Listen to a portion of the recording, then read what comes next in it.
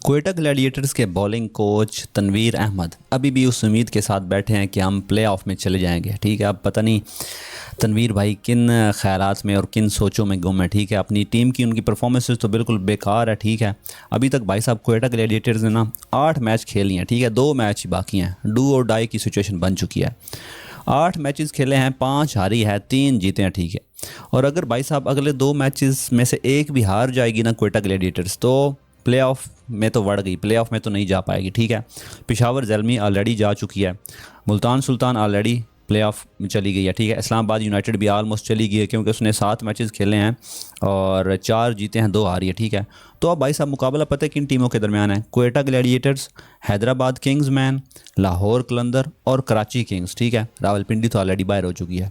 तो बाकी टीमों ने ना, जिसमें हैदराबाद किंग्समैन ने भी 7 मैचेस खेले हैं, 3 जीते हैं, लाहौर कलंदर ने भी 7 खेले हैं, 3 जीते हैं, कराची किंग्स ने भी 7 खेले हैं, 3 जीते हैं। वाहिद पिंडी की टीम है जिसने 7 मैचेस खेले हैं और कोई मैच भी नहीं जीता, 7 के 7 आ रही है। ठीक है, तो बाकी ये पिंडी तो गई।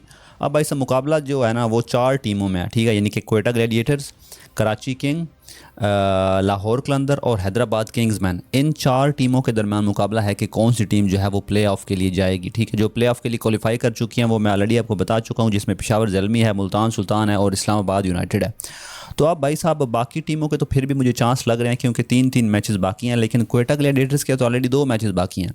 तो 2 मैचों में भाई साहब अगर आप एक भी हारते गए ना तो आप प्ले ऑफ के लिए क्वालिफाई नहीं कर पाएंगे। तो मुझे समझ नहीं आती कि जो हमारे तनवीर अहमद साहब हैं ये किन जो है किन सोचों में बैठे हैं। ठीक है, किन प्लानिंग के साथ ये ना, या क्या ये सोच रहे हैं कि हम प्ले ऑफ के लिए क्वालिफाई कर जाएंगे? मुझे नहीं लगता ये क्वालिफाई कर जाएं। उन्होंने एक प्रेस कॉन्फ्रेंस की है, उसमें वो बोले हैं कि हमारी कारकर्दगी में तसलसल की कमी रही है, हमने बॉलिंग अच्छी नहीं की, प्लान के मुताबिक नहीं खेल सके, मगर चौथी टीम के लिए अब भी मुकाबला चल रहा है।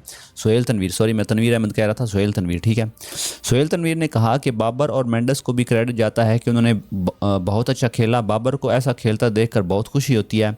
क्वेटा ग्लैडिएटर्स के कोच ने मजीद कहा कि पहले बैटर्स के पास इतने स्ट्रोक नहीं थे जैसे अब होते हैं, बॉलर्स को भी मज़ीद वैरायटी के साथ बॉलिंग करवानी होगी वरना बड़ा स्कोर जो है ना वो होता रहेगा। तो वो भाई साहब बोल रहे हैं, ठीक है, कि जो है ना बैट्समैन जो हैं वो अब काफ़ी जो है ना क्लेवर हो चुके हैं। ये बात तो ना, ये क्या नाम है उसको, उस्मान तारिक ने भी की थी एक प्रेस कॉन्फ्रेंस में कि अब जो है ना बैट्समैनों के पास काफ़ी वैरायटियाँ आ चुकी हैं।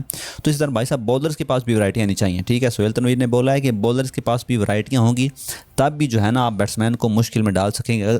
अदरवाइज़ अगर आप नॉर्मली बॉलिंग करते रहें जैसे आप करते रहते हैं, ठीक है, एक मतलब रिदम के साथ, तो फिर आपकी जो है ना कुटाई होती रहेगी। तो जिस तरह बैट्समैन खुद को मॉडिफाई कर रहे हैं इस तरह बॉलर्स को भी चाहिए कि खुद को मॉडिफाई करें अगर कुट से बचना है तो। बहरहाल सोहेल तनवीर ने यानी ये ख्वाहिश ज़ाहिर की है कि अगले 2 मैचेस हम जीत कर प्ले ऑफ के लिए क्वालिफाई कर जाएंगे, लेकिन मुझे भाई साहब बज़ाहिर ऐसा होता हुआ नज़र नहीं आ रहा क्योंकि 2 मैचेस हैं और 2 मैचेस मुझे नहीं लगता कि दोनों क्वेटा ग्लैडिएटर्स जो है ना वो जीत जाए। आप दोस्तों की इस बारे में क्या राय है मुझे कमेंट सेक्शन में बताएं। मिलते हैं नेक्स्ट वीडियो में, पीस आउट।